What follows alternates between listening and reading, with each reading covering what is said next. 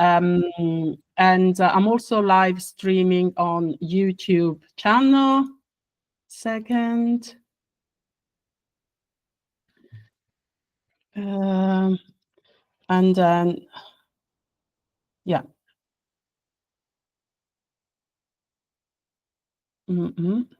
So it's recording. Okay, excellent. So are we all ready? So let's start, guys. Let's start with the presentation. 1 second. There we go. 1 second. Start with the presentation.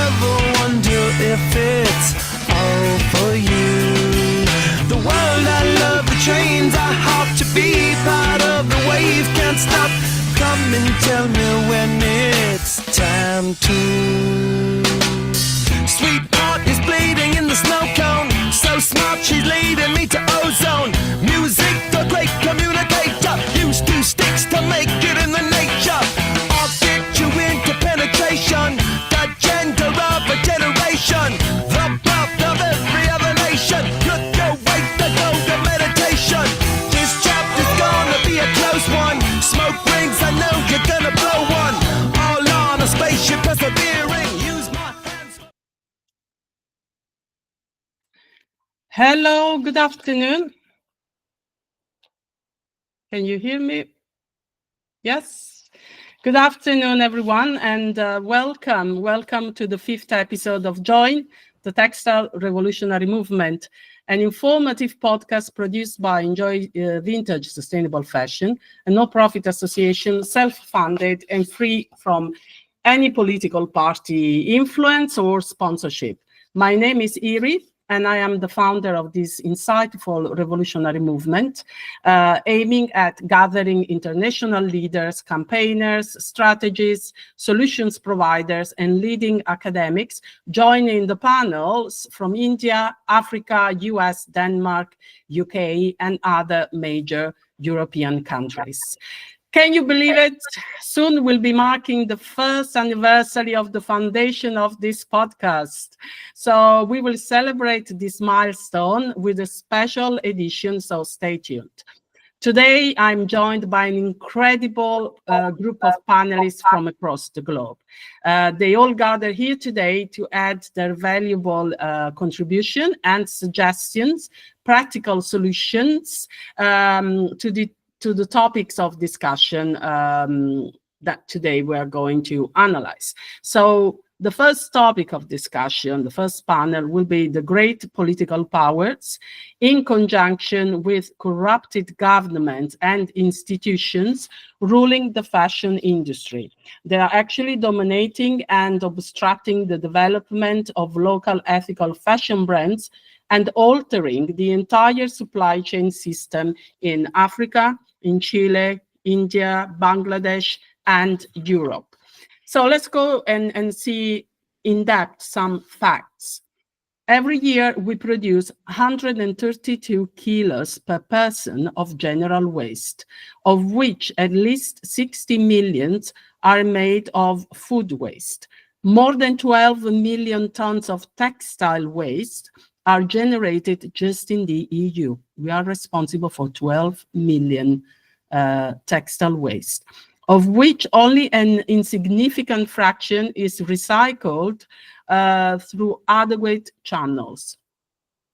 Almost 90% is shipped to Africa, Chile, and some of few Eastern European countries. It is estimated that less than 1% of all textiles worldwide are recycled into new products. Imagine, less than 1% over these 60 millions. My question is, do you honestly think this is fair? As usual, the EU comes up with new rules and reparation projects delivered as part of a polished set of marketing and strategic campaigns, just to enhance the perception of a politically correct profile, and sometimes even supporting fake sustainable fashion ambassadors. And on this, we discussed a few days ago with Liane the role of these fake fashion, sustainable fashion ambassadors. The panel will delve into the EPR, Extended Producer Responsibility Rule, discussed last week by the EU Parliament and Council of the Environmental Agency, which has reached a provisional agreement on new measures to prevent and reduce waste from food and textile across the EU.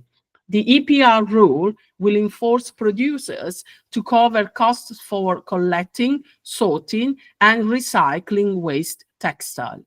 The second topic of discussion will be focusing on the daily struggle that sustainable fashion brands are facing in order to emerge and establish their collections on the same market and channels of distribution, which are overruled by fast fashion brands, and the lack of support by government institutions and the unbalanced competition with cheap, affordable fashion brands made of plastic. So these are the topics of discussion. As usual, we will be transparent, completely transparent. There will be no censorship, no. This is the strength of the podcast. And today, I'm very, very pleased and excited to announce the participation of an outstanding keynotes. Really, I'm really honored to have on board Michael Stanley Jones. And it's just incredible, Michael, that you are here with us. Michael is currently based in Eastern Europe. He's the board member of a Californian-based NGO, Fashioning for Social Environmental Justice. He is a member of the board of the Global Principles for Sustainable Securities Lending, and he is also an Environmental Policy and Government Fellow at the United Nations University Institute for Water, Environment and Health in Ontario, Canada. A major supporter of a circular research foundation in Parabita in Italy, and Alla Cara for Women and Youth Support, a community-based organization in Busia.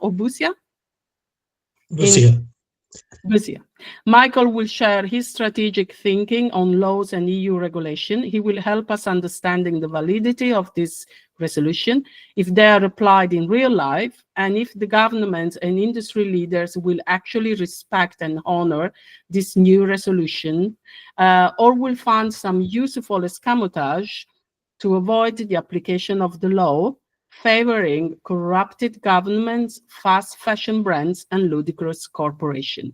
Michael will help us understanding in depth the meaning of the EPR, the Extended Producer Responsibilities, and what are the odds that this resolution will actually pass into effective law. Michael, welcome.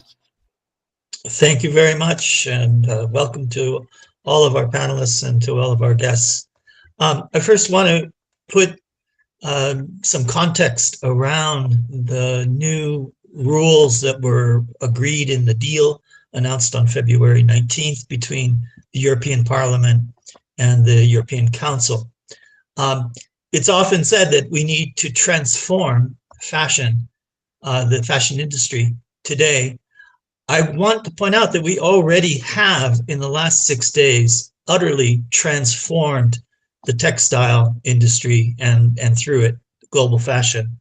In 1960, around 95% of textile fibers were of natural origin, derived from bio-based carbon, and there were no problems with microplastic pollution. All fibers were biodegradable 6.5 decades ago. The world emitted in 1960 9.39 billion metric tons of CO2. Keep that number in mind. Between 1960 and 2023, demand for textile fibers exploded, rising some 650%, 6.5 times fold. Over this time period, the share of synthetic fibers from chemicals and plastics industries grew from 3% of the market in 1960 to 68% of the market in 2023. Those figures come from the Fiber Year 2024 report, and the other figures I'm citing come from a German research institute. I'll mention that again later. As we heard in 2023, there were 16.2 million tons of textile waste generated in the EU alone, much of it consisting of synthetic materials derived from fossil carbon, that is, plastic. So we have transformed the market in fiber over the last 6.5 decades from a natural fiber-based market to one based on synthetics derived from mainly crude oil in the form of polyester and other synthetic materials. Clothing and footwear alone account for 5.2 million tons of this waste stream. That's equivalent to 12 kilograms of waste per person per year in the European Union. And if you balance those two figures out, you're looking at textile waste that's over twice as much as what we associate with fashion. And that's because a lot of textiles go into other products. And we will see when we go into the details a little bit of the new deal that has been struck by the EU institutions. We'll see that what it controls in textile waste, what its ambition is far beyond just apparel and footwear. The carbon footprint of textiles has increased significantly, and the issue of microplastics demands solutions today. The new EU rules I mentioned on extended producer responsibility to the textile waste stream were announced on February 19th, but they have been long in the making, and they are a part of a puzzle piece put together, a package of measures that the European Union has been adopting and is implementing step by step that work in synergistic way to address fashion waste and sustainability of textiles overall. Under the terms of the deal, EU countries would establish extended producer responsibility on new measures to prevent and reduce waste for both food and for textiles. But those will be developed, those schemes of EPR, extended producer responsibility, will be developed at national level in each of the 27 EU countries. And it won't be until 2029 that the European Commission comes back and evaluates each of those national proposals. So the big question mark is, how robust will those schemes be? Will they be adequate to meet the requirements of the new legislation?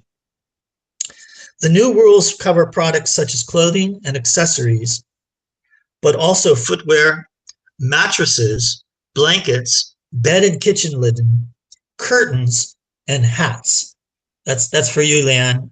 Also, hats are covered under the new regulation, proposed regulation. The regulation would not come into force for 30 months after it's formally adopted. And I should point out, it has not yet been formally adopted. It has to first be adopted in the second reading. It has to be adopted by the council, and then it goes to Parliament for what's the second reading. And then it becomes, if there's no objection to the council's adoption, then it automatically will turn over and become EU law. But it takes 30 months for that really to enter into force. Very important in this legislation is that the negotiators agree that they want to address ultra-fast fashion and fast fashion practices when setting out the financial contributions to the EPR schemes. So it's based on the principle that the polluter pays. The polluter pays for the collection, sorting, and recycling of fashion waste. But those that are making fast fashion, those who are making disposable fashion, those who are using high levels of synthetic materials, they should pay more. But again, that's another point that needs to be monitored as countries come up with their own national schemes. France, for example, has had extended producer responsibility since 2008. So I imagine countries will look to France and look at their experience. And we too, as critics of sustainability in fashion, we should be looking at whether those models are adequate. So I mentioned that these things fit together, and I'm only going to briefly touch on a few other regulations. The regulation requiring the collection of textiles was set up and went into force on the 1st of January of this year. So already countries are building the collection systems. This mechanism, these new rules, when adopted, will pay for that. That is, producers will pay for that. And of course, producers will pass on those costs also to consumers. There is also an important regulation that was adopted last year in 2024 on the shipment of waste, and especially plastic waste, outside of OECD countries, that is to the global south, or what we sometimes call the global south, to Africa, to South America, to Asia, and uniquely also to Turkey, which somehow got through the slippage in this law. But the point there is to shut down the transfer of plastic waste, which should capture also synthetic clothing, and make countries in Europe address their own waste stream. So it's interesting to see how that works together with the collection directive and with the new proposed rules.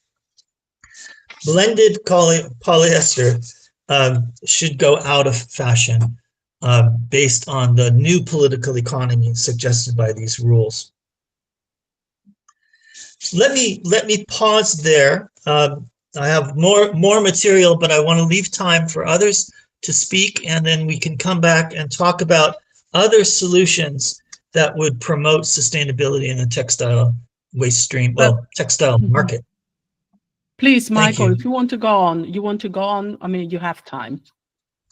Well, other measures that we can take, that consumers can take, that producers and designers can take, we should still try to decrease consumer demand for clothing. We need clothing to be more durable and therefore tap down the waste stream for fashion. We also should realize that these regulations are shifting the economics behind fiber. So, for example, with the new collection and EPR requirements, when they're in force, companies will have incentives to recycle material at a higher rate, to use less virgin materials. But already there's a shortage of fine, premier, high-quality recycled fiber. So there's going to be a rush and a competition among private entrepreneurs between manufacturers to secure that supply line of the material they'll need in order to close the loop on the textile production. And that's quite a challenge. So one of the analysis I mentioned that I've drawn from is a report called Sustainable Textiles, The Way Forward by the Nova Institute in Germany. So this Dr. Asta Partanen and Michael Karas are the authors of that report, and it was just published this last week. So I've drawn some of the information on fiber markets and their sustainability from this research group.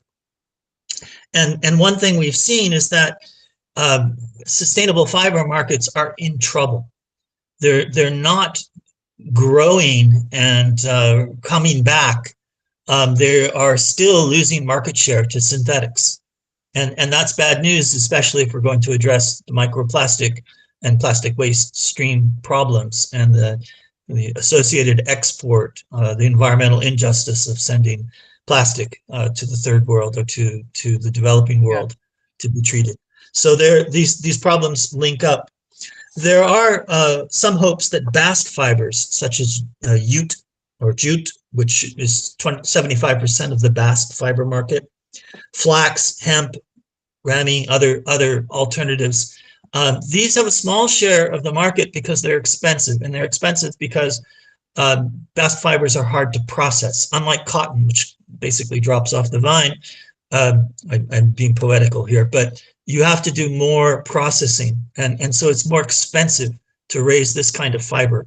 But its sustainability, its quality is very good for the environment, very good for design, fun to wear. I have a few items of this kind, and I think there's hope if we could stoke investment in how to make those processing costs come down. I mean, look what we did for solar energy. Solar energy used to be fabulously expensive. Now it's more competitive than carbon, more competitive than petroleum and natural gas. So there are ways that if governments take action and plan their investments carefully, if the research community gets interested, they will find solutions, some technological process solutions that can help bring those costs down. But just also boosting bast fiber markets would boost sustainability for the sector. So that's another area.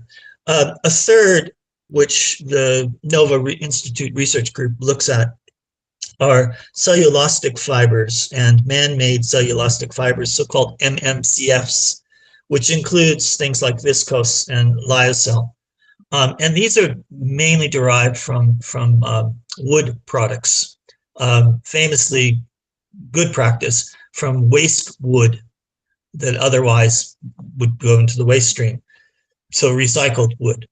About 75% of that market, 65% of that market uses wood products that come from sustainable forestry practices. And these are forests that are certified by FSC or PEFC certification programs. So these are recognized by the European Union as sustainable forest practices. Very important to a country like Sweden or Finland, where these forests are the predominant. But that market share needs to increase if this MMCF supply is to grow in market share. There's some optimism that it will. The institute I mentioned thinks that by 2050, we might be able to get back to sustainable fiber as the norm and get synthetics off the market. But other analysts question that because they don't see the investments in man-made cellulosic fibers that would be required to boost that production and substitute that synthetic supply. So there's an interlocking set of things that governments can do, consumers can do, designers can do, producers can do, and some of them have some other issues. For example, in recycling of plastic, which is being pushed heavily by a coalition of countries in the negotiation of a global plastics treaty, those processes are chemically intensive and they cause a lot of pollution and they use a lot of energy as well. So recycling plastic may not be a good pathway to sustainability. But others would say, we have plastic pollution, we're producing more and more plastic every year, we have to recycle. So their debates are surrounding issues like what type of plastics are recyclable, Yeah. which ones are How, economic, and so on. So how do there's you a make few issues I wanted to highlight for you. Yeah, excellent, Michael. So my question is, how do you make recycled plastic ethical? How can you reuse? I mean, at the end of the day, it's still plastic. How can you make it ethical? How can you It introduce still it? becomes a plastic pollutant. It never Mm, once you make the plastic, you can transform it, but higher energy inputs, leakage from recycling facilities, even state-of-the-art recycling plastic facilities famously leak plastics into the environment, and yeah, it's yeah, probably not a preferred strategy. On the margins, and for certain types of plastics like PET bottles, it might be good on balance, but there's a lot of questioning of yeah. whether this is a sustainable strategy or not. Or And not? similarly, with some of the cellulosic fibers, viscose and lyocell, there's concerns among the biodiversity community that you might be threatening native forests. You're supposed to be using certified sustainable forests, but we know that's not the case. In many countries of the world, it's actually virgin tropical forests that are being chewed up and converted into Yeah, these kinds of true. fibers. So there you have a biodiversity concern. In the other case, you have a chemical pollution and microplastic concern. And so those are things that have to be addressed if these supplies are to be successfully grown in the marketplace. Yes, absolutely. Well, amazing, really keynote from Michael. Very insightful. So basically, we need to change the culture, first of all, the customers, the buyers' culture, and using more vintage clothing rather than keep, buying new items every year. And the government should intervene and make plastic or materials like plastic for fashion collection, for fast fashion, more expensive than ethical materials. We haven't talked about preferred cotton or organic cotton. And there again is a balancing of issues, but the cotton's share of the fiber market is declining, and its wear and tear on the landscape is notorious. Its water consumption is notorious. Its Yeah, pesticide use, not yeah. organic, but the standard cotton. So there are countervailing issues with cotton.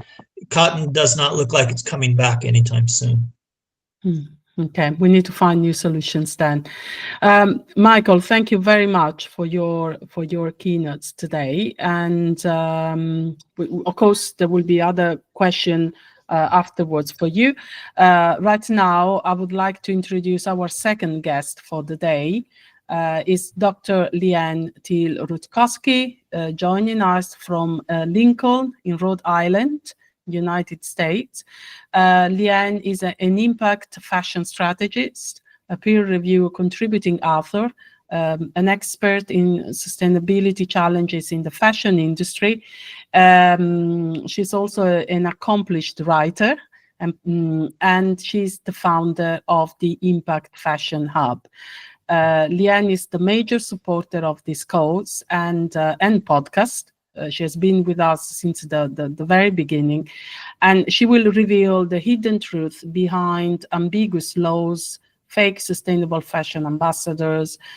She will explain to us a little bit more about the Rwanda resolution, and also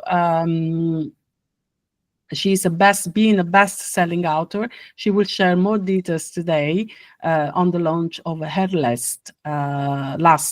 upcoming book. Leanne, welcome.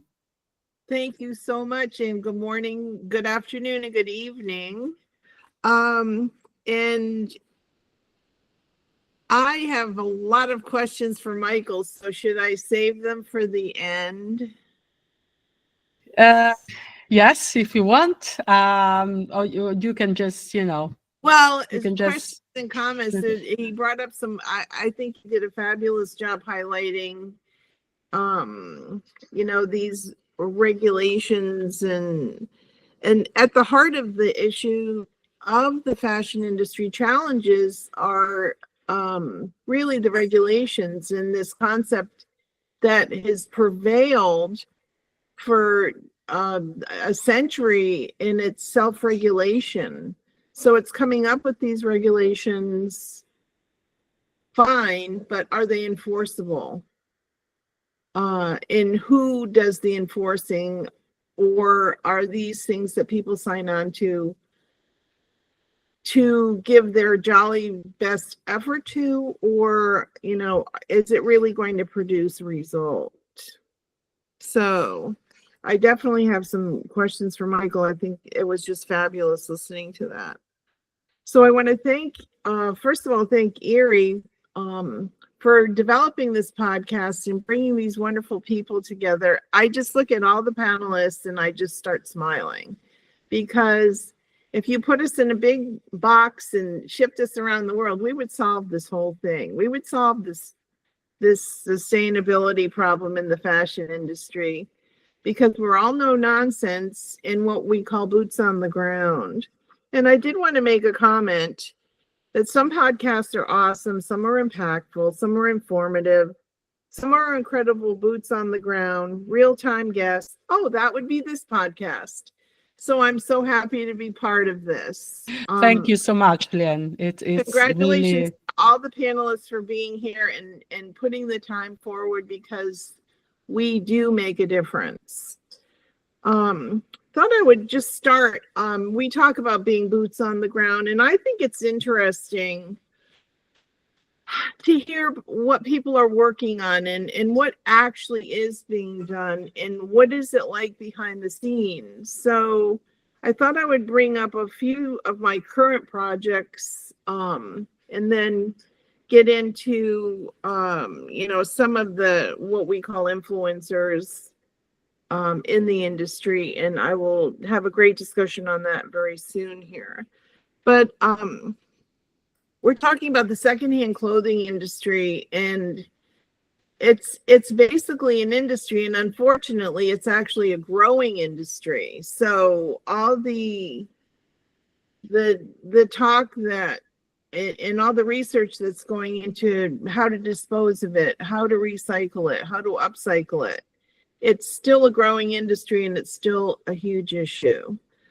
A small little African country, it's spelled Rwanda, but the native Rwandans it's pronounced Rwanda.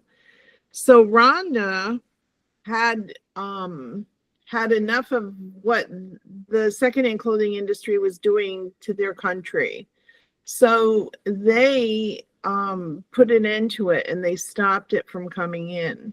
Because when you think about it, it's, we hear about it, we talk about it, and while we're all sitting here, millions of tons of secondhand clothing and waste are just being spewed around the world into these landfills. And a lot of it ends up in these amazing developing countries like Chile, Kenya, and used to be Rwanda. So they got together and legislatively they just put their foot down. It was very unpopular, but they did. Well, their GDP over a period of 6 years has increased 4%, their contributions. So it can be done and it can be profitable. When you think about all this junk coming into these countries that the people have to deal with, it's also a culture buster, because they have such rich cultures to foster and grow. Yet a lot of these African countries, and I'm especially familiar with what's going on in Kenya, this stuff comes in and they the people that live there are just inundated with it, and they don't have the strength to deal with it. What do I mean by strength? Political strength, economic strength, legal strength. It just comes and they have to deal with it. So ultimately, I'm working with some sort of a fashion renaissance in Rwanda, and I'm working at trying to do an IJV and international joint venture. Because of the new tariff issues that are going on in the United States, we're working on the possibility of bringing a Rwanda investment to New England. And it's just very exciting. At the same time, they're involved in a little bit of a problem in the Republic of the Congo, as everybody knows. So this is what I say to people all the time. Fashion is not just about the dress. It's not just about the runway. We heard Michael. It's about legislation. It's about government interaction. So fashion is not just about the stitching in the sewing. There are so many things that go into it. So ultimately, they have this issue going on in the Congo. So we're working on it.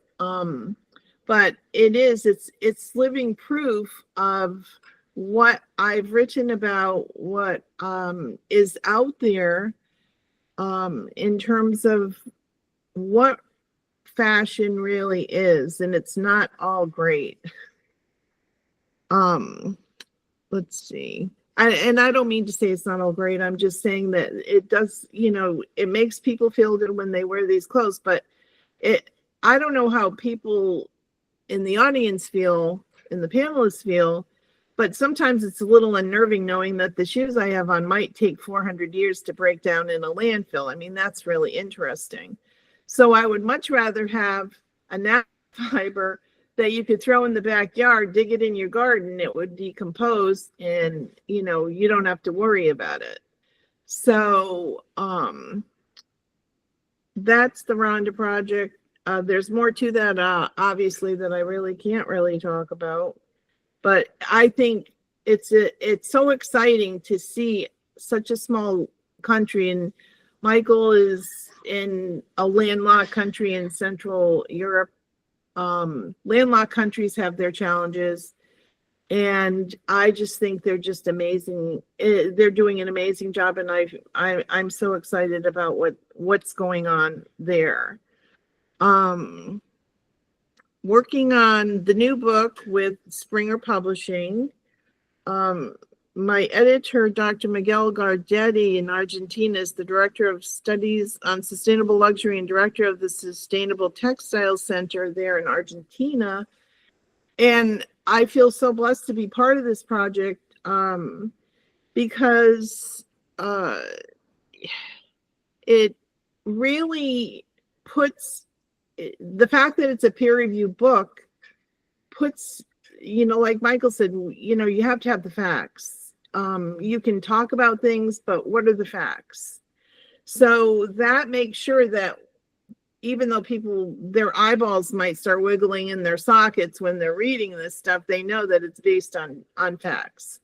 So it's a great way of enlightening people or readers or students that are studying or whoever cares about sustainable fashion can really have a great eye-opener on what's going on.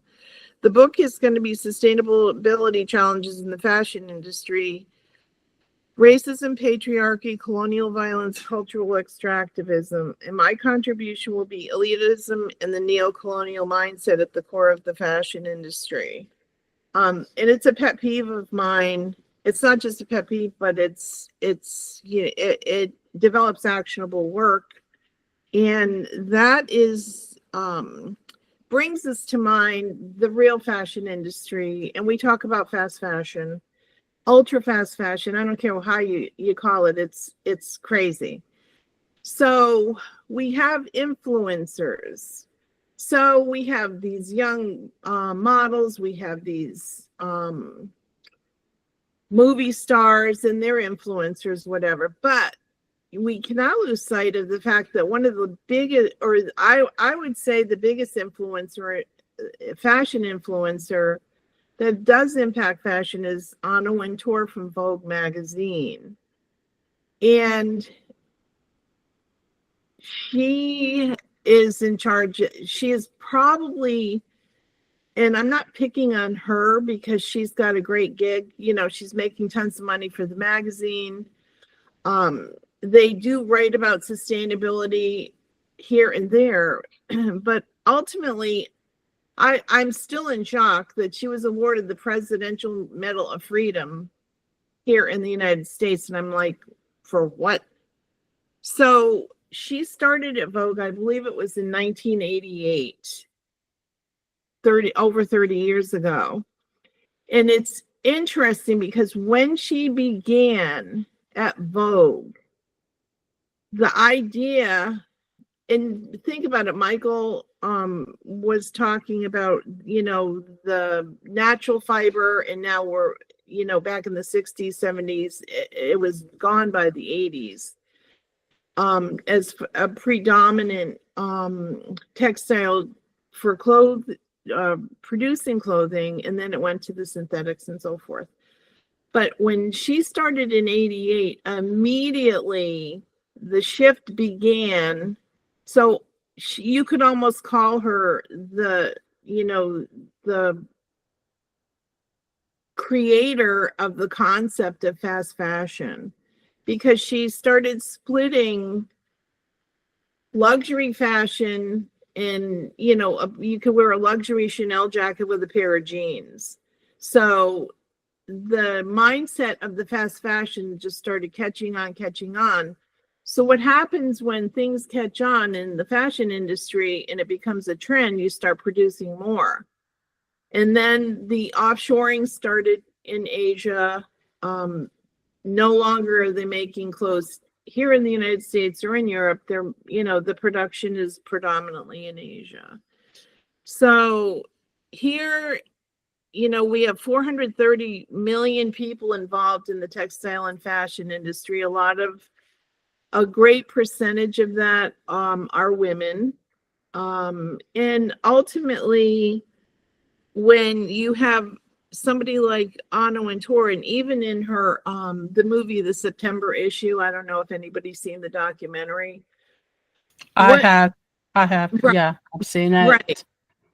Right. Yeah. And so here she is having a little chat on the side and just poo-pooing people that don't like wearing Gucci, Armani, and the big brands. Like, you know, it's okay if those people don't want to wear this. So she here is the guru of the Vogue, guru of fashion, and this is the mindset that's coming out of it.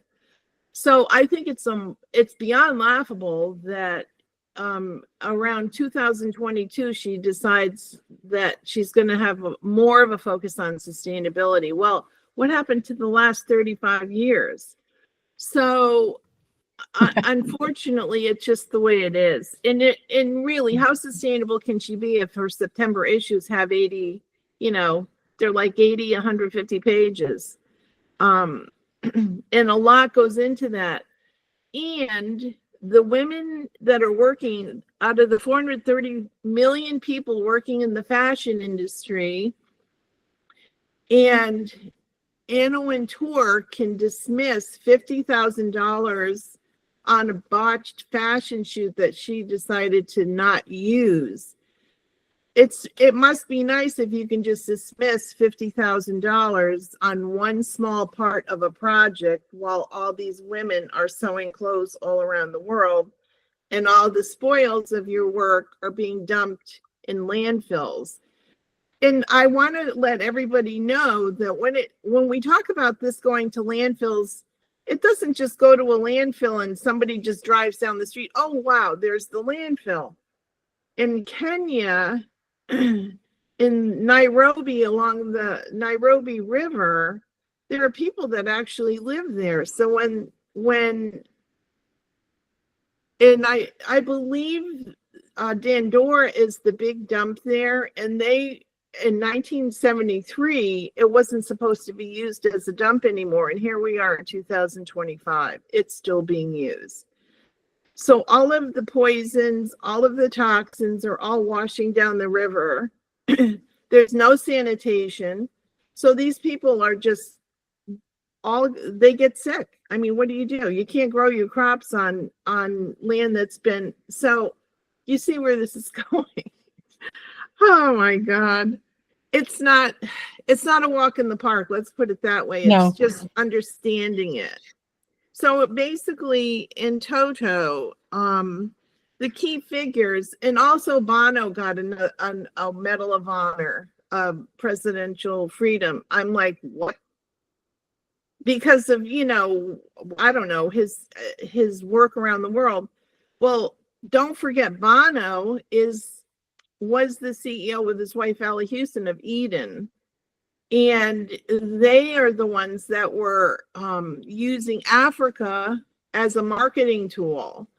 So while 85% of their clothing was being made in China and 15% was being made in Africa, they did not let people know. They were leading people along. So here we are usurping the culture of another nation, another country, another people.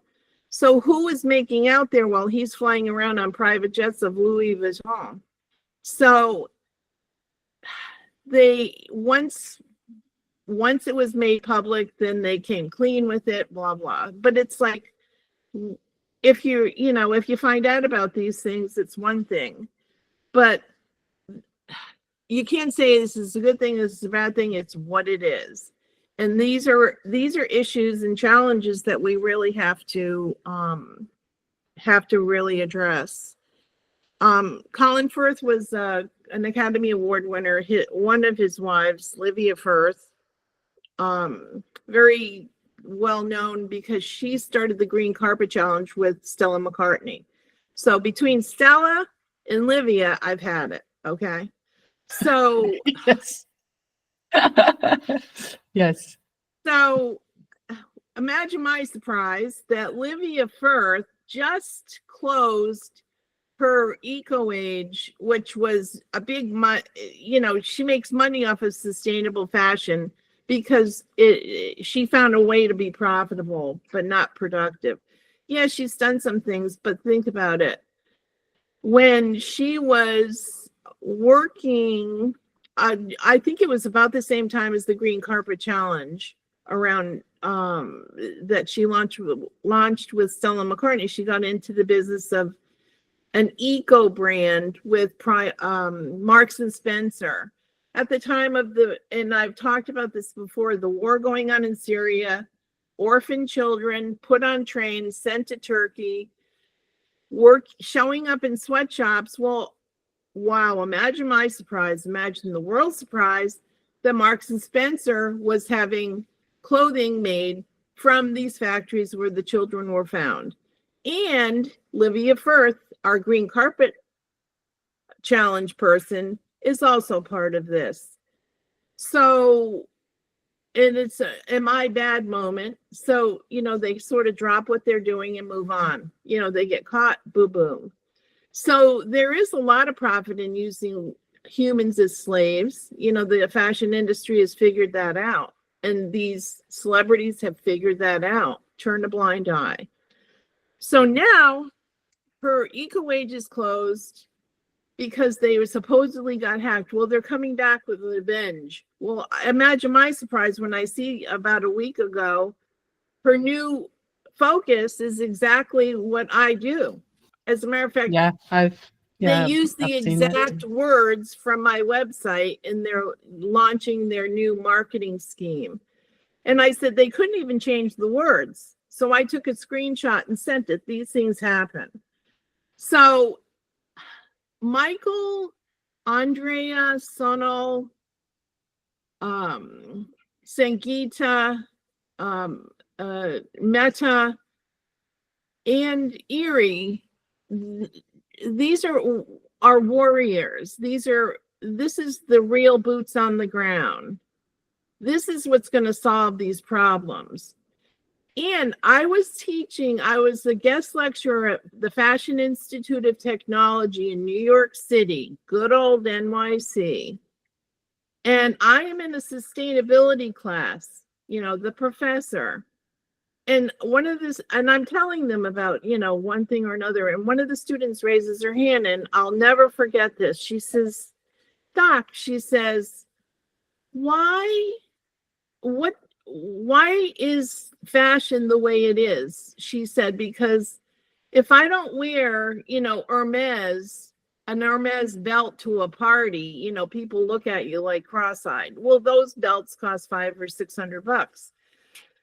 And I said, you wear what you want. I said, you wear something out of your closet, out of your mother's closet. I said, you make something, whatever it takes, but it's what you want to wear. And you know what is at the basis of all this is self-esteem. So you have to feel, we are taught through the tutelage of people like Anna Wintour and Bono that, it's all about the outside, not the inside. So they are fake ambassadors, fake sustainable fashion ambassadors. Yes, they are absolutely and it's because, fake. and I remember in my last book, I said, Bono's getting off the plane. He's in Africa. He's got his Louis Vuitton, $2,500, per satchel. And I'm like, where are the Africans? Right? Yeah. They're propping up everything about Africa except for the Africans. Yeah. So basically that was the story. So, and the other thing is, what I want to mention that's really become prominent is the lawfare issue. So these ambassadors know what they're doing, and if there's somebody that wants to challenge them, they really can't because they've got all the money. If anybody wants to go against LVMH, Louis Vuitton, Moet, and Hennessy, and Bernard Arnault, which I hope to get an interview with for the book I'm working on, it's like, what? So it just gets to the point. If you don't agree with something and you write about them, they could take you to court and sue you, and so there's a great challenge on how to progress and how to confront and how to create solutions that are doable. There has to be a shift of power, Leanne. Exactly. There has to be a shift of power from these, leaders in the industry. They dictate the industry, But obviously, this is what we are working on, is to create, a platform where we can actually support a shift, of power. Right, and I don't want to talk anymore because there are so many amazing people waiting in the queue. But to be continued. Absolutely. Thank you very much, Leanne. Always outstanding. But now let me welcome this lovely lady from Denmark. She has been our supporter as well for quite a long time, I will say. I'm absolutely happy to welcome again our Mette Denker from Ebeltoft. I know it's hard to pronounce if you're not. No, Ebeltoft. Yeah, Ebeltoft. Yeah, you're right.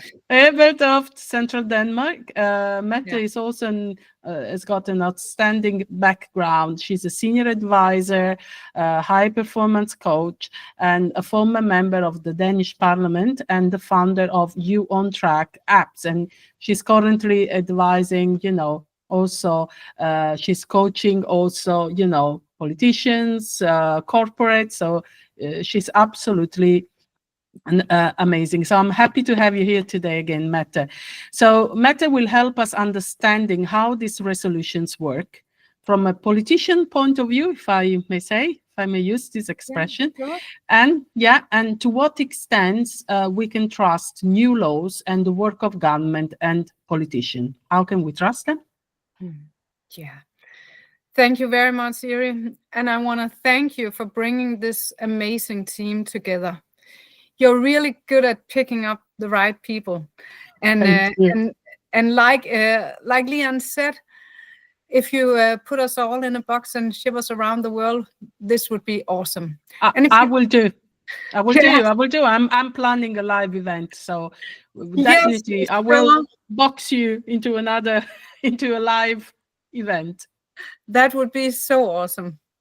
And if you do that, I would be better off working with the politicians, like the EU politicians. That would be that's what I do best. Working with politicians, working with negotiating with politicians. That's what I do as a senior advisor.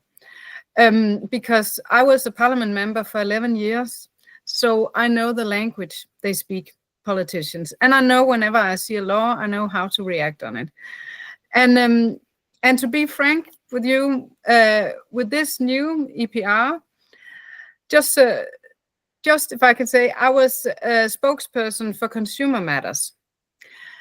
And what I experienced was that every time people, of course, out of a very good heart, want to do something better for the consumers, it always ends up with the same result, that the consumers pay the bill. So every time people proposed, you know what, it isn't fair that when you buy a car, there's only 2 years guarantee. You expect your car to last longer than 2 years, right? So shouldn't we make a law that here in Denmark it should be 5 or 10 years, or at least? Sure, we could do that, but who do you think would pay the price if we did? And that's basically it. Every time we want to make it better for the consumers, and it could make perfectly sense, then the consumers pay the price. This EPR law is no exception. So after I've looked at it, the producers, they are required to fund separate collection, sorting, and reusing and recycling processes, which is very, very good. And this is a big step, and I'm very happy that you can say the difference was before this law, it was up to the authorities, but now it's up to the producers, and that's the right place to place the responsibility. So with that said, that's very, very good. And I like that additionally to the agreement, it also addresses the issue of illegal export of textile waste to countries that may not have the facilities to manage it. In other words, when you ship it to the developing countries and you say reuse, this is false and this is not legal. And this law is also addressing this issue, and that's very, very good. So like Michael said, the EPR rule, they are now currently awaiting a formal approval from both EU and the Council. So this is EU. But we are living in a global world. So the consumers, they don't necessarily buy from the EU. So how does this affect the global textile industry? Because today, with e-commerce and everything, it doesn't matter if you're making EU rules if it doesn't count from countries outside of the EU. So with this law, companies that sells textiles within the EU, they would also be subject to the EPR rules if they distribute or sell directly to EU consumers. And I like that very much, because in other words, it means that the fast fashion companies from outside EU, we know Temu and Shein, they will face tariffs or additional costs if they don't align with the EU sustainability requirements. But the companies who aren't selling directly to the EU market, they will not have to comply with the EPR scheme. So we just have to be aware of that. That's very important. We should question ourselves, will they avoid the rules by selling to a third-party platform? Or maybe by shipping small parcels that are harder to track? It could be possible. It could also be a very good idea if I was working on this, if I was a lobbyist working in EU with my political background, I would work on that this law made the EU force payment providers or logistic companies to check for compliance. This would be a way of doing it too. So it's very, very important with a law like that, that in order to make it work, it has to count outside of the EU. That means that it has to count for the consumers in EU, that they can't buy from companies. You can't ship to the EU unless you take this responsibility. So that's basically the question: will this work or not? Will this law be a success or not? So that's what I've been. That's with those political glasses I'm looking at this.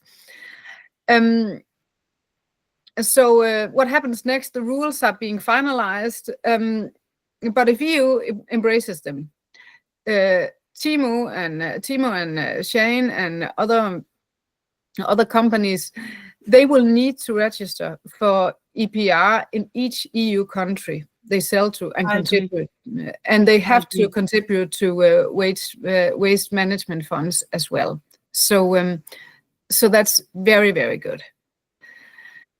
So the effectiveness of the new EPR law, that depends on two things. That depends on consumer behavior, and it also depends on loopholes. Because some EU brands, it doesn't even mean brands outside EU, but also some EU brands, they may try to avoid compliance by using third-party sellers or using marketplaces. So if it's still possible to turn to fast fashion outside EU, then I'm not sure that even the strongest campaign will prevent the consumer from buying it from them. So its effectiveness depends on how strictly the EU and member states they enforces it, especially against global brands. And when it comes to the consumer, I'll say that if I was the company, and whatever a company does when laws like that we see now, when they are restricted, and the law basically means you have to pay more, what the companies do is that they do the math. Okay, what will this cost us? How much do we have to pay?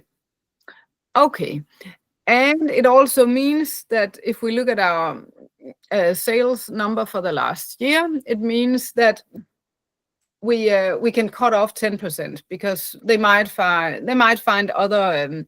If we get a little bit more expensive, then the consumers some will lose some consumers. So let's do the math and say we lose 10% of our customers, and we have to pay this amount for what we produce.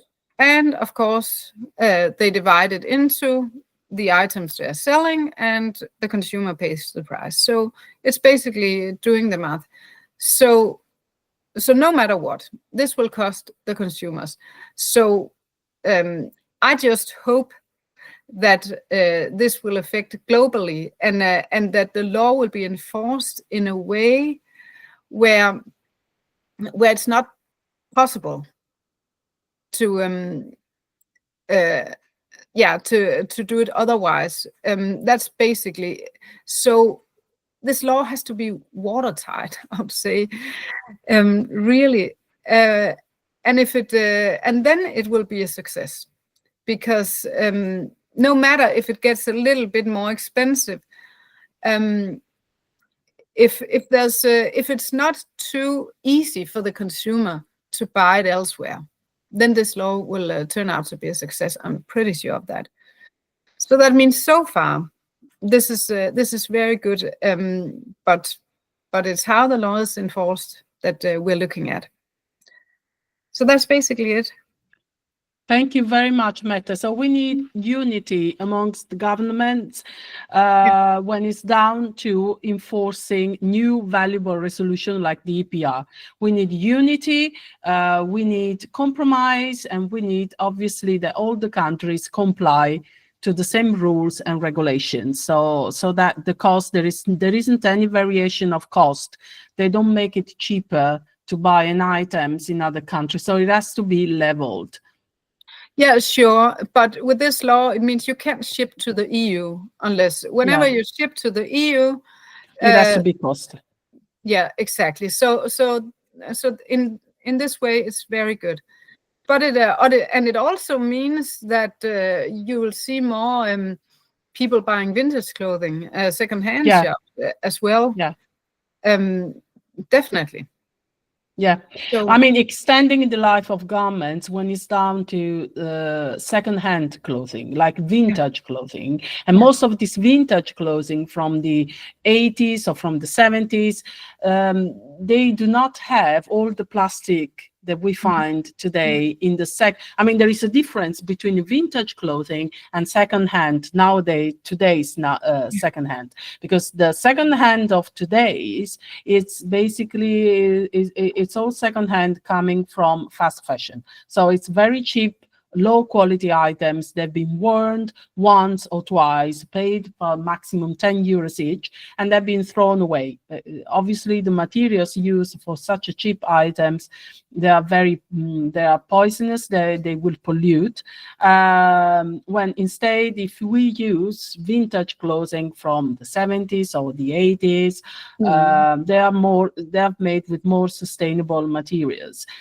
We need to extend definitely the life of garments. We need to change the cultures, and we need to defeat this culture created by the fast fashion industry, where you can actually, and by influencers as well. I see influencers on Instagram or other channel influencing negatively, especially vulnerable people, like young people, kids, by saying, oh, you can be fashionable, or you can be like, these models they create, like the Kardashians, etc. And you can, copycat them, but by wearing a cheaper item. So we need to change the culture, definitely, and hopefully, pushing for new government resolution, that these new government resolutions will become law, will be enforced, and that will be actually honored equally on the same level by all the European countries. Thank you very much, Mette. Been just a wonderful, wonderful panel. Let me introduce now a new speaker, a new lady that is joining us today for the first time, and I'm really pleased to announce Andrea Benhamed Dijilali. Have I pronounced your name correctly? Yes, Andrea Benhamed Dijilali. Yeah. And Andrea is joining us from Leeds in the UK. She's the founder of And Real and the International Circular Fashion Week conference. She's an expert in circular fashion incubator, multi-award winning slow fashion designer, the And Real, a luxury handbag restoration specialist, and also Seaweed Elegance collection. Andrea will share today the reasons behind the brave decision to launch a sustainable brand, because you need to be brave nowadays to launch, a sustainable brand, and she will guide us through all the challenges that ethical fashion brands are facing on a daily basis, and whether, as eco-friendly designer, she's receiving adequate support from the local government and institutions, and what can be done to help fashion brands transitioning towards ethical fashion. Thank you, Andrea. Thank you, Irina. If you could share with us your presentation. Yeah, absolutely. Yes, thank you.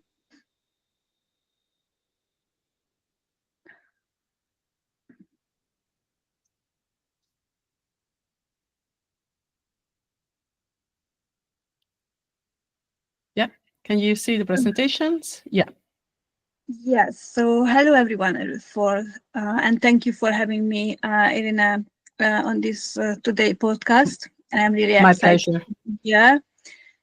And as I said, I am Andrea Benakmetirali, and slow fashion designer, and my business is as Andrea Design and Circular Fashion Incubator, CIC.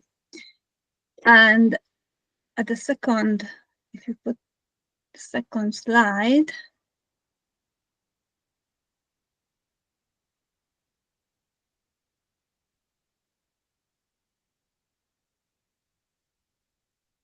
and everyone is see the second slide. Yes, and the second slide show my transformed creations, as Andrea Design is revolutionizing slow fashion through upcycling. Imagine, for example, the bride dress we wearing only once in our life, and we just put to the wardrobe for ages. So I decided to transform these in the middle of the screen, these white color, beautiful bride dress, and give them the second chance, which is now it could wear any features or singers or actress to wearing. So this is Andrea Design. And if we go in the next slide. The Circular Fashion Incubator, CIC, the aims is support slow fashion designers and educate the young generation. I'm excited to share with you the International Circular Fashion Week and Conference we held 21st and 22nd May, the Leeds Beckett University. We are very lucky, and thanks to the university, because they are our key partner. A global platform for sustainable fashion designers and industry leaders. We are collaborating with the 9th Global Sustainable Fashion Week, and we are really excited. We're running, organize one competition, circular fashion competition for designers, and give them the chance highlight their design at the Budapest Global Sustainable Fashion Week. So there is a mission we want to support designers who struggle. Lots of designers come to me and said, Andrea, please, could you help me? I stuck, because they do not have a budget to take the businesses to the next stage. They cannot travel for high cost to London or abroad to highlight their design. My vision is to create a physical hub in the center of Leeds and give opportunity to sell designers their products and support them. The next one. Yeah, this is the next one, the 6.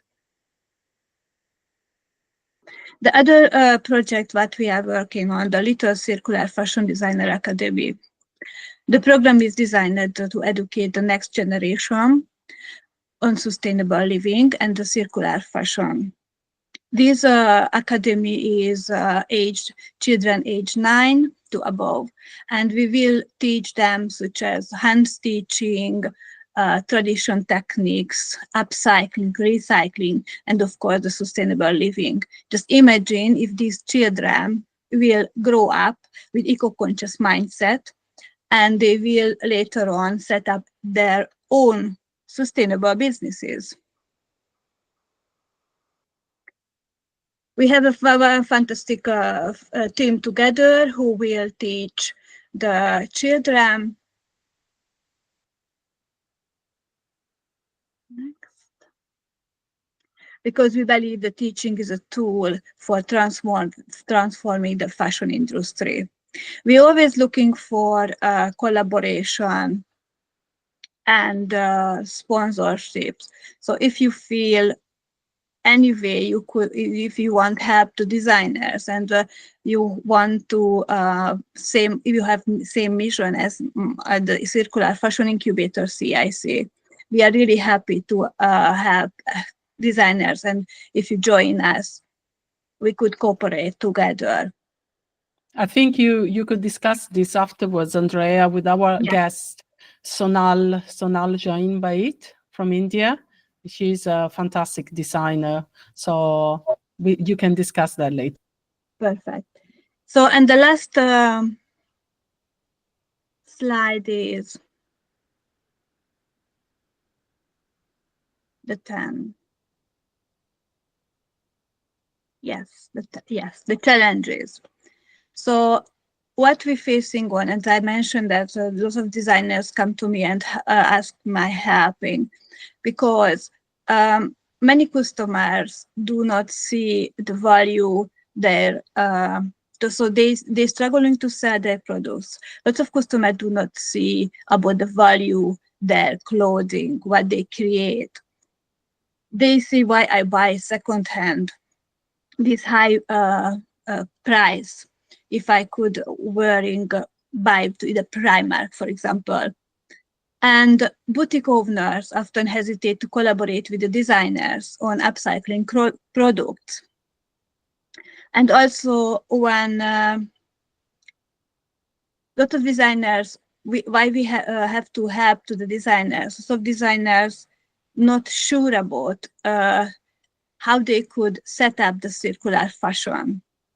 One of designers just come to me and asked me just yesterday, I am struggling to understand how brands manage sustainability at the design stage, and special now with the eco-design for sustainable products regulation.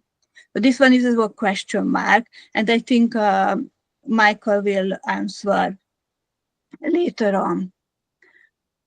We do not get any support for the government, unfortunately. Mostly support sustainable fashion, but the sustainable fashion is sometimes not sustainable fashion, just we say sustainable fashion. Unfortunately, the circular fashion industry, slow fashion brands is struggle to get any benefit. Yeah. So may I stop sharing, Yes, Andrea? please. Thank you so much. So thank you, Andrea. Thank you very much. I mean, we will come and see you in Leeds during your show. And would be great if we can organize, as I mentioned, a special edition of the podcast live from Leeds, and we can all be together there. So really, can you give another example of what can be done? I mean, what sort of help would you expect from local governments, sustainable institutions? What sort of support would you be seeking? You as a sustainable fashion designer, you are not getting, or have you tried and you just found closed doors? If we get, for example, same opportunity like the other designers, not sustainable designers, or the business supportees, we get funding to support us, or if we got workshops about how we could transform our business, how we could communicate with the customers, how we could manage our business models, because it's different how we communicate with the circular fashion and the Primark or the Gucci. So this is different how you could. And also we need to educate the community. We need to inspire them. So if we get a lot of opportunity from the government, like here the City Council, and help us to share the word, what is the benefit of the circular fashion? This would be really great in the future. Yeah, more funding to get more marketing, more promotion, more advertising campaign, because that's how you change really the mentality, how you change the culture, which is absolutely disturbing right now. It's this constant need of buying, obviously, really fast fashion items.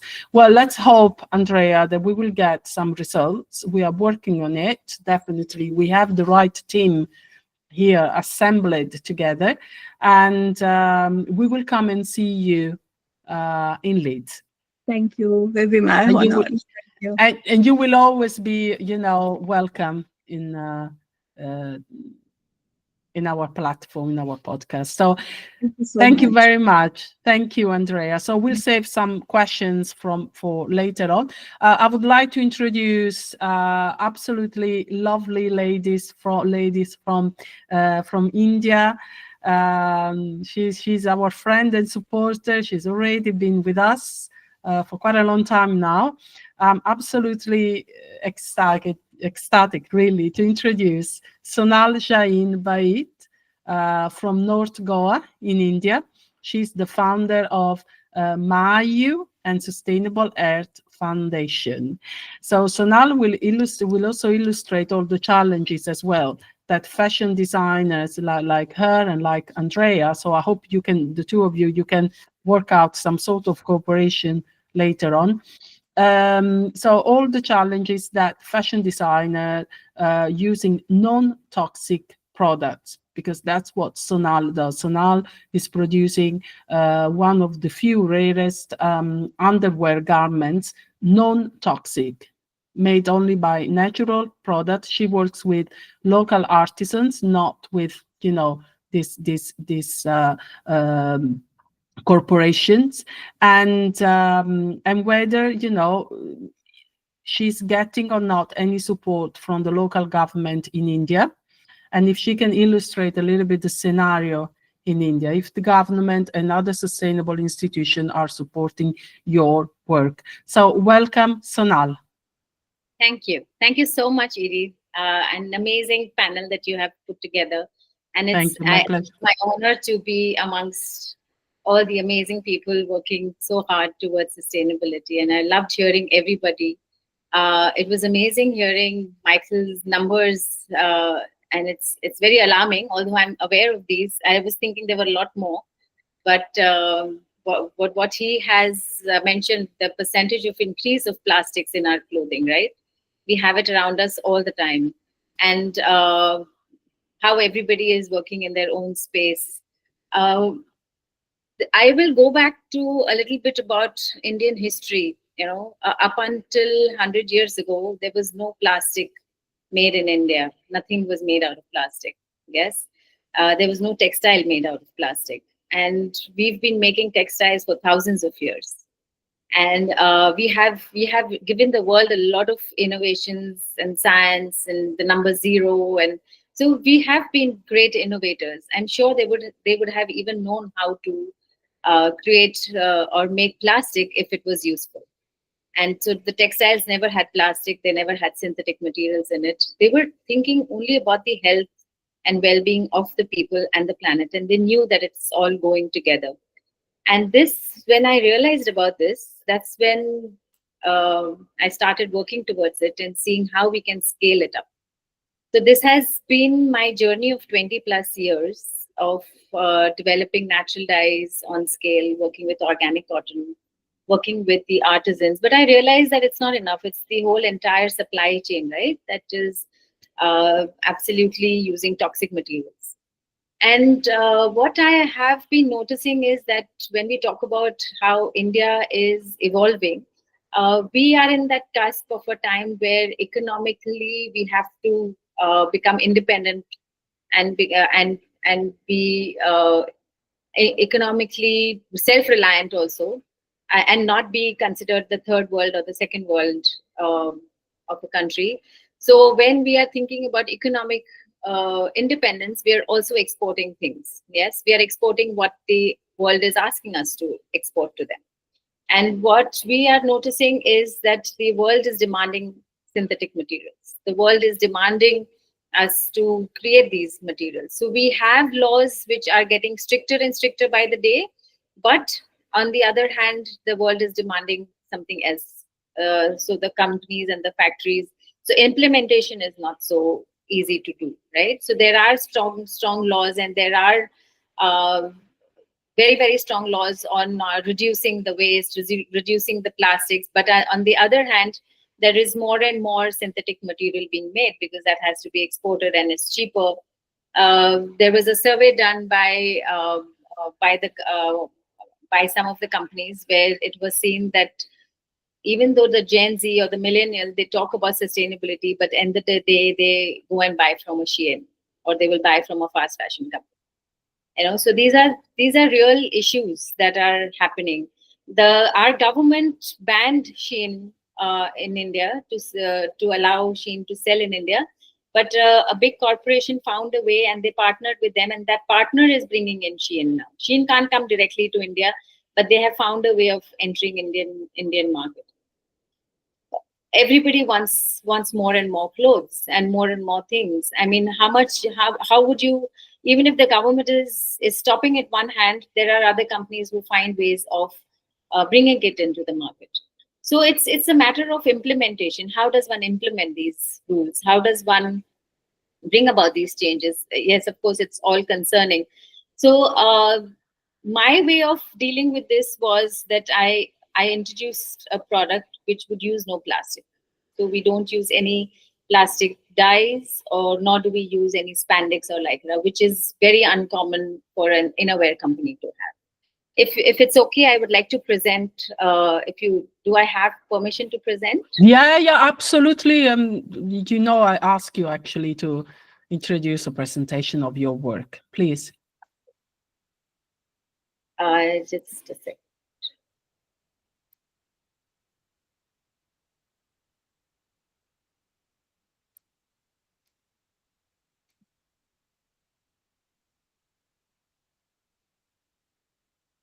Can you see? Yes? Yes, we can. Okay. Your beautiful collection, Mayu. Mayu means ma and you, mother and child. I see. Yes. So this, I don't know how to work the presentation. You need basically double work. You need to work outside the the meeting. Okay. You see on the other window where you have Yes, the presentation. Okay. Yeah. Okay. All right. Yes. So Mayu is a culmination of my 20 plus years of working with sustainable textiles. I started working with natural dyes. I'm not a textile person. I'm not a fashion designer, actually. I'm not even a designer. I was just doing it for environmental purposes. But after 10, 15 years of working for the environment, I realized that the people were suffering the most. The people who were making these textiles, or in the dyeing industry, or as farmers, or as printers, or dyers, or weavers, anybody in the textile industry was greatly suffering. The health, it was very destructive. And over the years, I also noticed that people who are using these textiles were also going under a big change. There was more and more cancer on the rise. There was PCOD on the rise. There are hormonal disbalances on the rise. These are all connected to the synthetic materials that are used in the textile industry.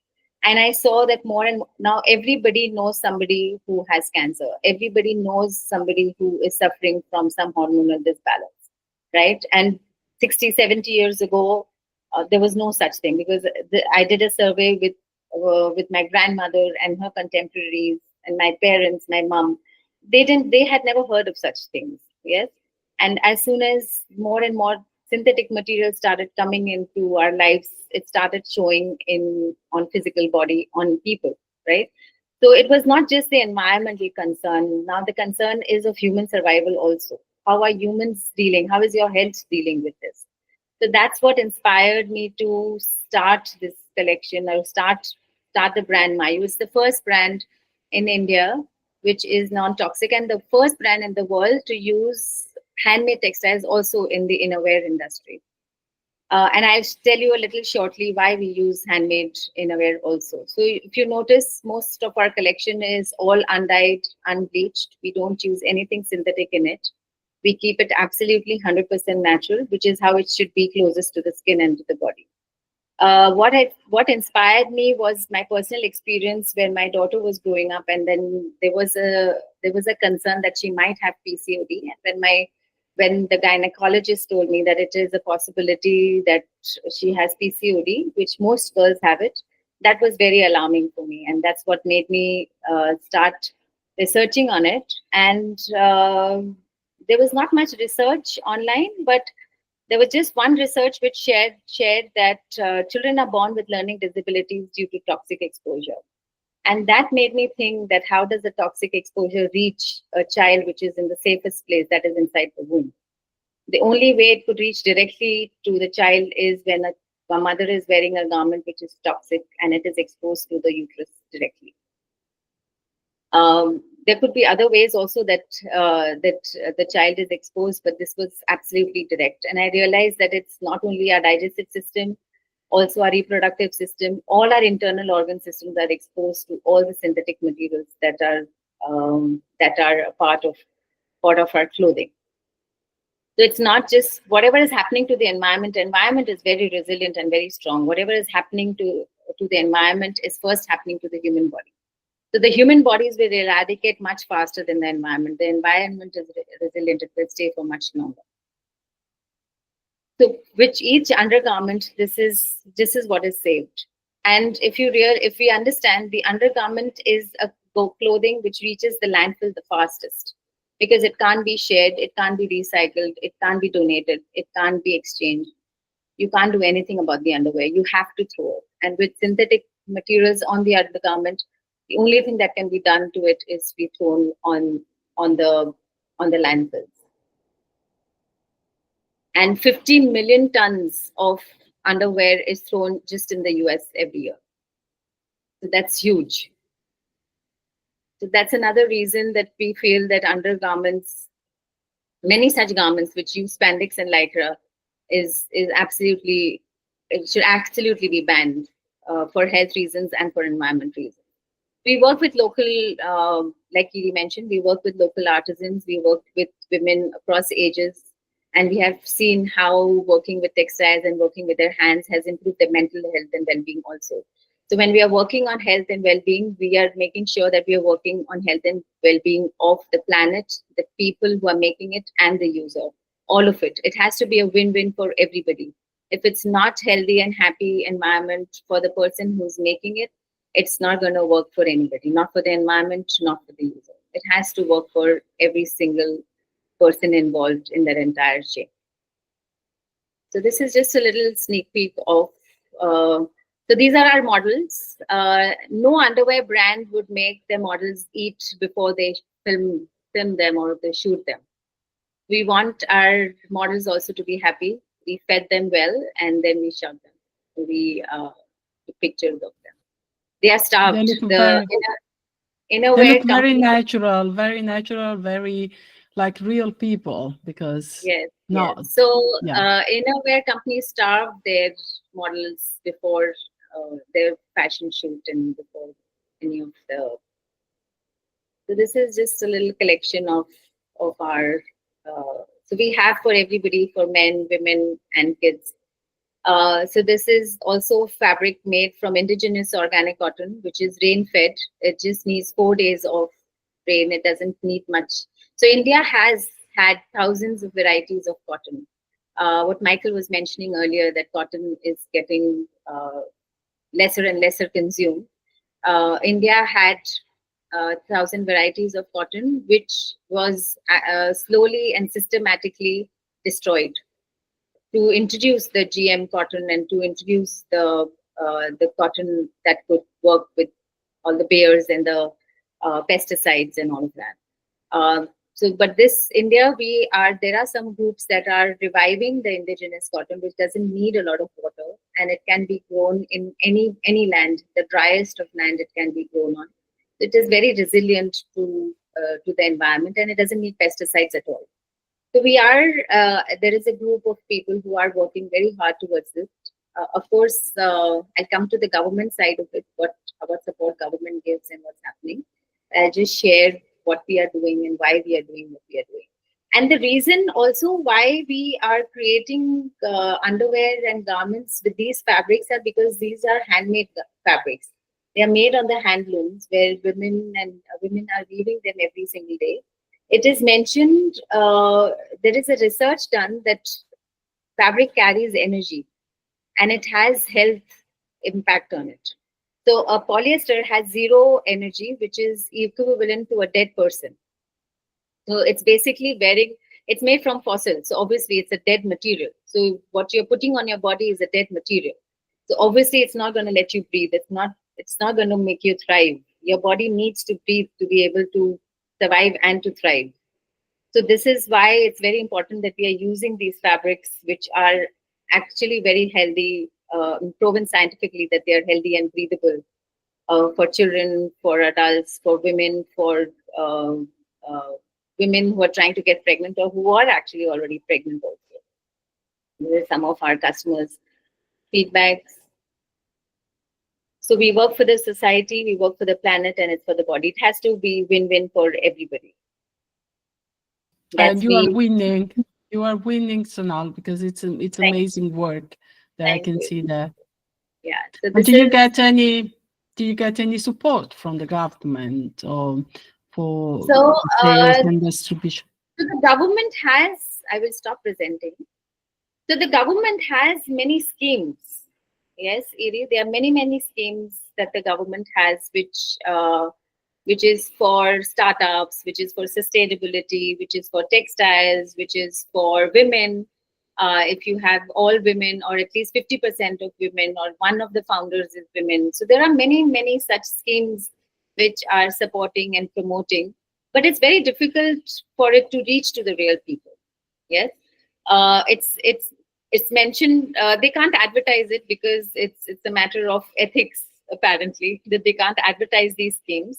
And by the time somebody like me comes to know about these schemes, it's already too late. I mean, it's already been, either it's over or it has been given to, so there are middle people who kind of take advantage of it. There would be agents who would come up and say, okay, we can get help, we can help you get it. And so you can't trust them. You don't know whether they're actually be able to get you the scheme. So there are a lot of schemes. Yes, I will give that credit to our government, but it doesn't reach here. In terms of sustainability, I think the most important thing is the consumer's awareness. The consumer needs to be aware. The government can make all the rules, it can do all of that, but if the awareness is not there in the consumer, no, I agree. No, absolutely. Rules. In India, there is very little awareness about. There is no labeling awareness. People don't know how to read the labels. They will think it is cotton, but it actually has spandex in it. You know, I have had customers tell me, "Oh, I wear 100% cotton, but it itches." I said, "Please see the label. Please check the label. You will know that it is not." Companies are designing products to. It's like a planned obsolescence. You know, they want the products to not last. Only then people will come back to them. Earlier, underwear would last for at least a year. Yes, if you're washing it well, you could use it for a year, maybe two. The underwear we designed, they last for 2-3 years.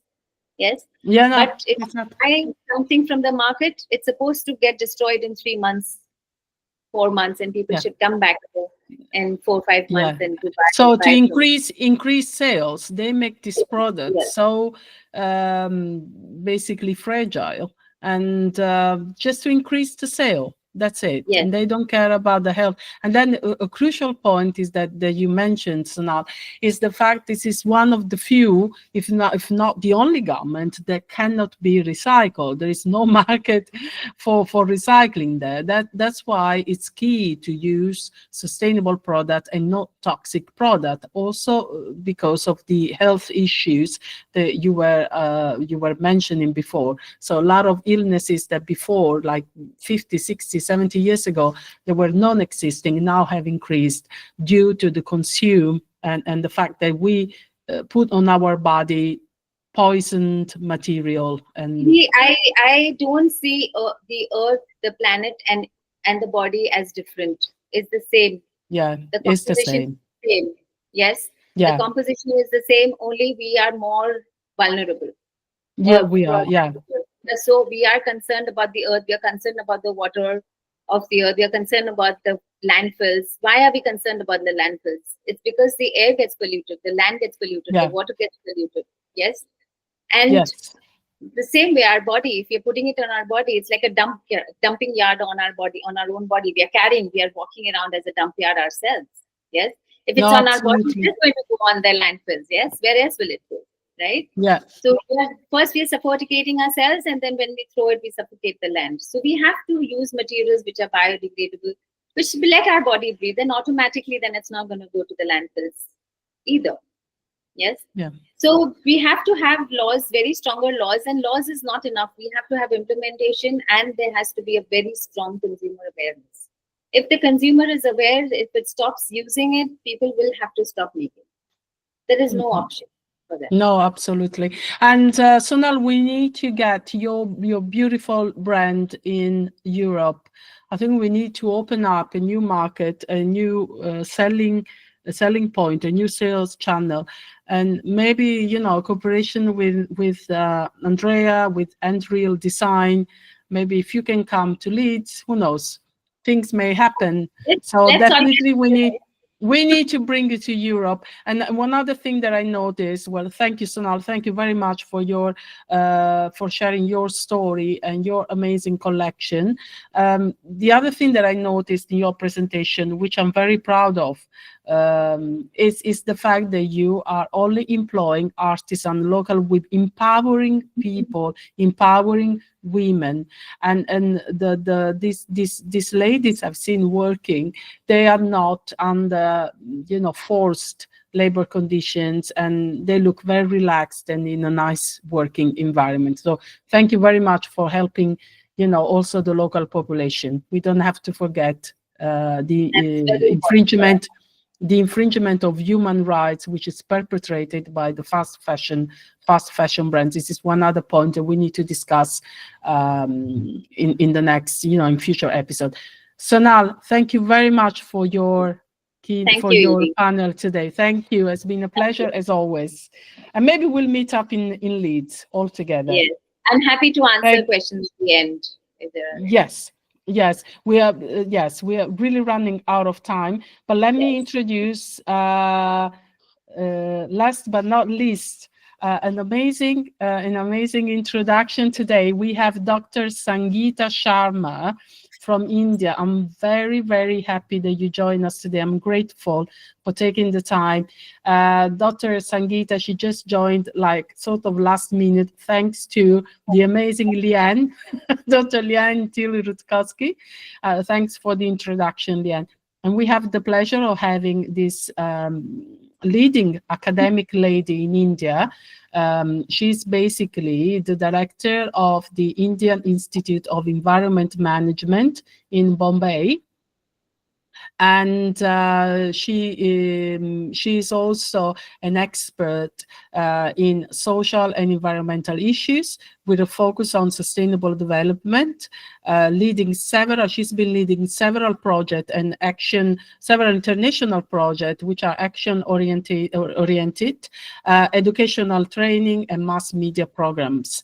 Her recent research topics include the life cycle assignment, corporate social and environmental responsibility, CSER, and environmental, social, and governance studies, waste management, energy trade in East Asian countries, women and environment, eco-sustainability. Please welcome Dr. Sangeeta Sharnath. Thank you. Thank you, Irene. I really don't have any words to express because I saw all of you and all your presentations. There's so much learning. I first want to thank you for inviting me and on this podcast, and I'm so happy to be associated with you, and especially I know Leanne. So hi, Leanne, and thank you for introducing me to this great panel. And Bette, how are you? Seeing you after a long time. And Michael, I really enjoyed your keynote, very deep messages, and Andrea and Sonal and all the others. So I'm so happy to be part of this panel. Thank you so much. So since I'm not from the fashion industry per se, so I may not know the nuances of the industry. But for me, working on environment, what is important is the impact of the textile or the garment industry, basically, on environment. And as Sonal rightly said, we are just the earth. We are just an extension. The earth and us, we are similar. The soul, the soil, everything is the same. So if we take care of ourselves, we take care of the environment, right? Now, you have asked me to speak on the environmental impact. So from whatever I heard, I know that the main impact of this industry is pollution. You can have the use of your resources, especially water resources, if you're using, or the original cotton which we used is a very water intensive industry. And there are, so these environmental challenges we have to address. And Sonal rightly pointed out that, you have to have this regulatory supervision. Having regulations in place is one thing, but having them supervised and followed is something which is very, very critical.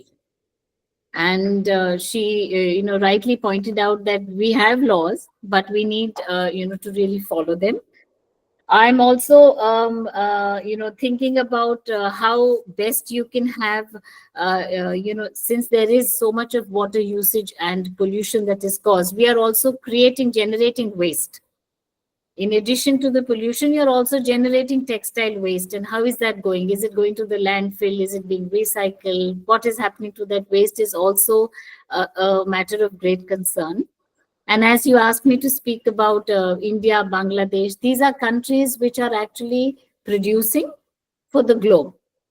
We are producing clothes to be marketed outside. Yeah. So naturally, the environmental impact is on our countries more than it can be, in terms of maybe trade barriers, we have a different issue, non-trade barriers or trade barriers, the economic implications, that is different. But I'm talking about environmental because this is the local pollution that we are talking about. So like you spoke about my topic of LCA, life cycle analysis. In that, when you talk about manufacturing, we take into account everything. So when Michael spoke about, I think, the carbon footprint. So in that, the production and transportation of the garments, the transportation that is done for, taking your garments from one place to another, that also is part of your carbon footprint. It contributes to the greenhouse gas emissions, which we will account for. When you spoke about EPR, I think in addition to that, we also need to have the CSR in place, that is the corporate social responsibility, where companies start prioritizing sustainability in their entire chain, not just in their production, right from the extraction to when it is brought to the company to when it is manufactured and then taken back to the distributor. In that entire chain, you need to be prioritizing the sustainability and the ethics. So companies need to adopt very transparent supply chains, and also fair wages for the workers, etc. All that comes into play. And when you spoke about plastic pollution, Michael, I completely, I'm in line with what you said, because this polyester did not exist before. But now with this, as she said, spandex and polyester, we are really, because every washing, there's microplastic which is getting into the water. And that is also something which is a matter of great concern.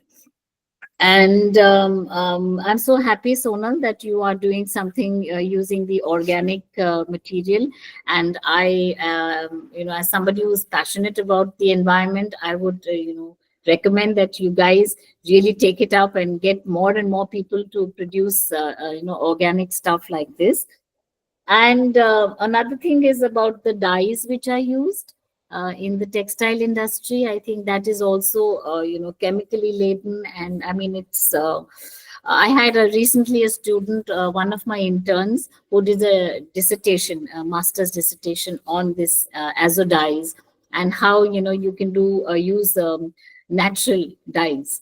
And she, I think, tried to use beetroot and other things, just a small, study. But what I'm saying is that this generation is more concerned about the environment, and they are more into, since I'm talking from the academic part of it, there are more children who are interested in doing research on the alternatives to, to reduce the harmful impact on the environment. And in my institution, we've even got one program which we started called the Climate Ambassadors Program, where we sensitize the young children about the environmental impacts and impacts of climate change, and how we can make adopt day to day small methods we can adopt to make our contributions to reduce harmful environmental impacts.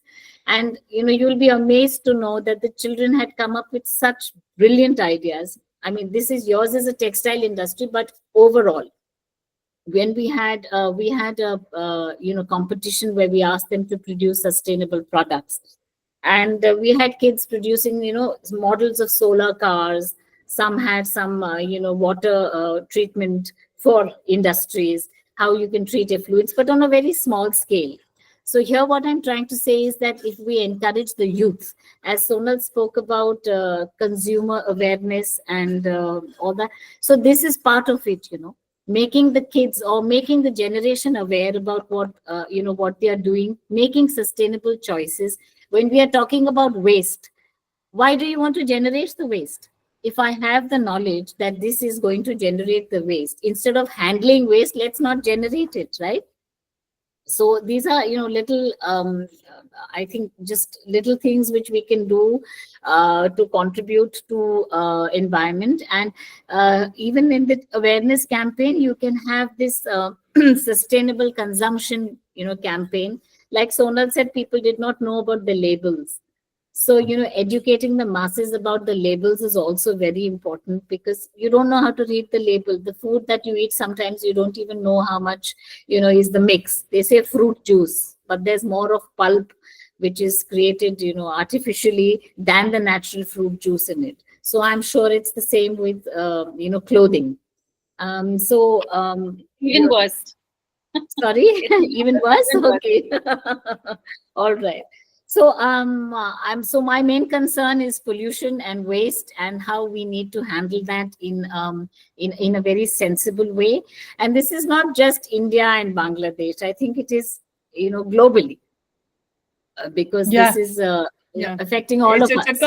Yeah, but as you said, Dr. Sharma, the issue here is that the reasons why I mentioned India and Bangladesh is for obvious reasons, because first of all, like you mentioned, a very important point is that most of the garments which belongs to European fashion brands are produced in India and in Bangladesh. So there is a double pollution, because they are not only produced there, but then they are shipped, they are sent again back to the official brand. And also we need to analyze the terrible working conditions of workers in these factories, not mentioning the ugliness of seeing little kids working there. I mean, kids should be destined in school. So that's why I also started all this movement, because I watched documentaries that I wish I never watched. And it was really heartbreaking. So we need to stop this now. And that's why this movement will always involve leaders, industry leaders, and academics like yourself from India, because we need to make our voice louder and louder, because a lot of people, they just ignore, or they don't want to know the ugly truth behind their 10 euros fashion brand item. Yes. So that's about it. It's my just my initial, participation with you. So, and I think we're probably running. Are we on time, or can I? You want me to speak more? If you want to add more points, I mean, it's amazing to have you here on board. So I'll take the opportunity, to listening to you. So my only thing is that we need to really seriously work on addressing these environmental impacts. Small steps have been taken by people like Sonal, and I'm sure there may be more, in our continent who are probably, doing this. But her products like hers need to be, marketed in a better way, so that you can make that sustainable choice. See, if I don't have any awareness about the difference of what she's producing from what else I'm getting, the brand I'm getting, it's not possible for me to make a sustainable choice. So the awareness of the product is critical. So like when her advertisement campaign needs to be, so all your campaigns need to be like this, and they need to be transparent. So I know exactly, what's going on and what kind of, what has gone into the production. And, this is just from my point of view. Yeah, and that's why I'm sorry to interrupt you, Dr. Sham. That's why we have the digital passport, the implementation of digital passport, so that we can read the entire cycle production, the entire life of a garment, where and how it's been produced. So we need to implement the digital passport, because it's fundamental in the textile industry. Yeah. So that's about it, Irene. If anybody has any more questions, maybe I could speak a little more. Thank you very much, Dr. Sharma. It was last minute, and I'm really pleased that you stayed up so late, you and Sonal, to be here today. Thank you very much, and to Leanne from the US as well. Thanks to everyone for being here today. Of course, we will have another episode, and we will invite you with more, more warning, so you will have more notice to prepare your panel. But it's been you shared absolutely valuable points, really critical points. Thank you very much for being here today. I don't know if I wanted to say hi to one of our dear friend from Kenya, Batman Musesi. I don't know if he's still online. He is our friend and supporter. He's an amazing campaigner. He's running a fantastic campaign in Kenya. His entire life has been dedicated to clean up Kenya. I don't know if Betterman is still there. I think he wanted to address a few questions to Mette. Or maybe he left. Probably he left. Yeah, he's Betterman. I don't think he's online anymore. Yeah, I don't know if there is any. it. No, I don't know if there is anyone. He has his question in the queue. You could read it. Yeah. Okay. I think the questions were for Mette. Yeah. Okay, so Batman have a few questions for Mette. I've seen a lot of people celebrating these EPR regulations. I've not had a chance to look at them. Do the EPR fees follow the clothing when they leave the EU as second-hand clothing? If not, is it okay for EU to charge brands these fees and not share the fees with the countries that manage the end of life of the clothing where these are sent as second-hand? What mechanisms are in place to prevent second-hand clothing laundering? And again, for example, some countries send the second-hand clothing abroad to be sorted. Yeah, in some cases they are sent abroad to India and Bangladesh as well. Exactly. Example, Pakistan and UAE are sorting hubs. Lastly, what mechanisms are in place to vet receiving countries to ensure they have appropriate waste infrastructure? Amazing question. And this is the point. So we need this EPR include this, obviously, this critical point as well. Mette or Michael, maybe you can answer the question. Yes, Michael can answer as well, but this is only concerning the producers. So with this ECR law, it's not about, as far as I've read, it's not about the second-hand industry. It's the producers that sells to the EU. So that would be great to address within this. If I was doing lobbyism there, I would certainly take it with me. But so far, from what I've read, it's people who produce the clothes. So anything to add there, you're welcome. Yeah, I can add that it's really the 2024 amendment to the waste directive, which addresses the export of plastic waste, that I suggested in my comment might capture synthetic clothing and help control that flow. But that's a separate legal instrument from the deal that we discussed earlier on extended producer responsibility. There are provisions in the export regime that prevent or bar the mixing of different types of waste. So there's an issue in countries that are importing secondhand clothing that sometimes it's smuggled in, mixed with other things, and disguised. It escapes tariffs, and there are a lot of tricks in the waste export business. It's a dirty business in many ways, and so there are regulations that the EU have adopted that discourage this kind of mixing and disguising and fraudulent export. I want to also mention that although there is a ban on this type of export coming up, there are countries have the option of applying for exemptions so they can continue to import waste. And to do that, they have to demonstrate that they can soundly manage the waste, which for many countries is a very tall order. I mean, it has to be done to the standards of the EU in their country. And that's precisely what almost no countries have. So I would look very, very carefully at any country that applies for an exemption, because there'll be a temptation to grant exemptions even when they cannot demonstrate they can responsibly manage the waste stream. Thank you. And if there's time, I had one other comment that's unrelated to the question, but yes, please go ahead. The earlier discussion, and at different times we've touched on consumers and their role in this. I don't think we've said yet that it was no accident that synthetic materials overtook natural materials.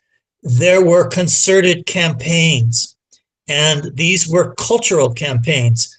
I very much appreciate Leanne's discussion of influencers and celebrities and movie stars, because that's exactly part of the teams that were put together by companies like Monsanto, which sponsored plastics and fashion displays at Disneyland in 1965 and 1966, that hired high-end designers, including designers who worked for the wives of American presidents, to design clothing using polyester and to sell to the public synthetic material. And that didn't start in 1960 or 1980 or 1999. it started in the 1930s. It started with nylon. So there has been, wave upon wave of media publicity, advertisement, campaigns, very, very well thought out, highly funded, using very high-end people, who became the spokespersons, the goodwill ambassadors for synthetic material. And that's a big part of the story of how the culture was swung away from natural materials.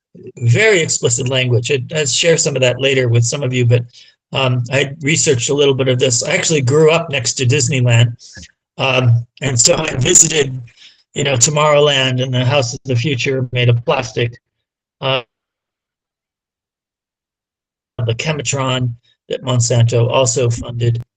These are really fascinating cultural artifacts that demonstrate how strong the advertising campaign was to sell us on wearing garbage. Right. And Michael, I just want to piggyback off of that. I had in my notes exactly that the media has been complicit in driving this message from money from people like the Monsantos. And so for Sunil to be having her clothing made from herbal dyes so that when you sweat and you work out, it's actually healthy. If you are wearing something that was grown in a field where Monsanto had a footprint, it could about kill you because you're leaching all these chemicals into your body. So the media has also been very complicit and, doubling back to Vogue, doubling back to, Condé Nast, doubling back to, the message drivers for, what we have to deal with. And so for Sonal to scale what her work is accomplishing has to have support. And, it's not always, you can't always rely on the government. Hello. So how do you circumvent that? Instead of, waiting for them to help, what are the options? So ultimately, that's basically it. And the second quick thing, I forgot to mention, I'm also working on a small part of the AI influence, the artificial intelligence.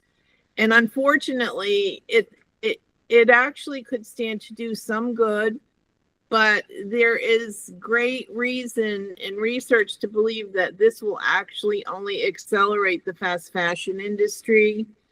So we have to get on top of this. And Sonal, I love your underwear.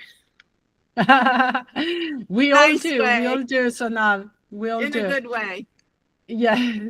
Well, I don't think there are any further questions for today.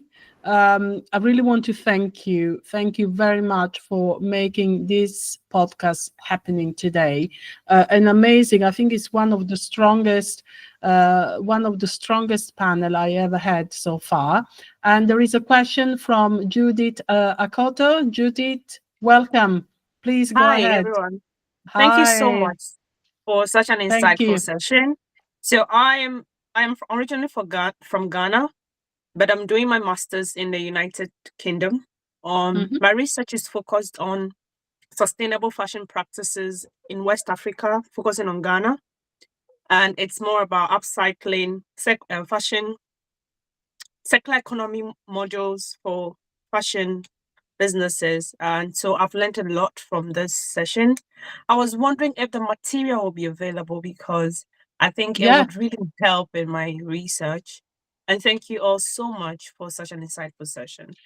Thank you for being with us today, Judith, and you're always welcome. And if you want to share next time more insights based on your study, you can get in touch with me and we can get things organized. Yes, I will share, if you send me your email, I'll share with you the recording of the podcast. The podcast is recorded and I'll share it with you. So I will share it. Okay, thank you.